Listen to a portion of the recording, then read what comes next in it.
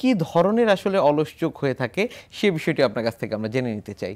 অলস চোখ মূলত 3 ধরনের হয়, যেমন স্ট্র্যাবিসমিক বা বাঁকা চোখের জন্য যে অ্যামব্লায়োপিয়া, সেটা হচ্ছে বাচ্চাদের বাঁকা চোখের কারণে, আমি যেটা পূর্বেও বলেছি যে বাচ্চা ছোটবেলা থেকে এখন এই বাঁকা চোখটা কেন হচ্ছে, বাঁকা চোখটা হয় মূলত বাচ্চাদের পাওয়ারের সমস্যা থাকলে, এবং সেই পাওয়ারটা যদি সঠিক বয়সে তাকে দেওয়া না হয় তাহলে তো সে সঠিকভাবে দেখতে পাচ্ছে না কোনো কিছু, এবং বাচ্চারা এই প্রবলেমটা তার প্যারেন্টসকে বলতেও পারছে না। কিন্তু বাঁকা চোখ নিয়ে আমাদের সমাজে একটা কুসংস্কার আছে যে এটা লক্ষ্মী টেরা, বা এটা দেখা যাচ্ছে যে আরও পরে হয়তো কোনো সচেতন বাবা মা হলে আসে, কিন্তু বাচ্চার এই বাঁকা চোখের জন্য চিকিৎসার জন্য খুব কমই আসে, যে এর জন্য যে দৃষ্টি খারাপ হতে পারে এটা সাধারণ অনেকের মাথায়ই থাকে না।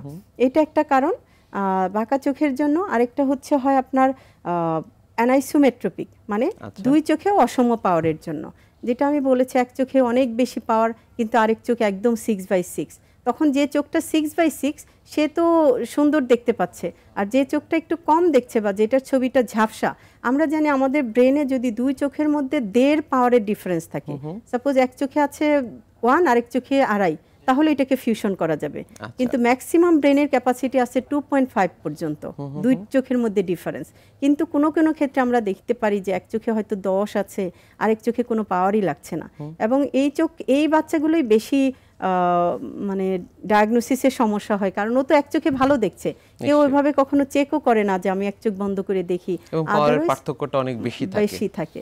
তখন ওই চোখটার ইমেজটাকে আসলে ইগনোর করে ব্রেন ওকে সাপ্রেস করে দেয়, সেই কারণে লেজি হয়। এটা গেল অ্যানাইসোমেট্রোপিকের ক্ষেত্রে। আরেকটা হচ্ছে স্টিমুলাস ডেপ্রাইভেশন, বা আলো না পৌঁছাতে পারলে। আমাদের চোখে আলোটা যে রডস অ্যান্ড কোনস নামক যে সেলসগুলো থাকে সেটাকে স্টিমুলেশন দেয়, সেখান থেকে অপটিক নার্ভ হয়ে ভিজুয়াল পাথওয়ে হয়ে আলটিমেটলি ব্রেনের অক্সিপিটাল কর্টেক্স যে লোবটা থাকে সেখানে যে ইমেজটা আলটিমেটলি তৈরি হয় ছবিটা। ঢাকা আই কেয়ার হসপিটাল, চোখের যত্নে উৎকর্ষের ছোঁয়া।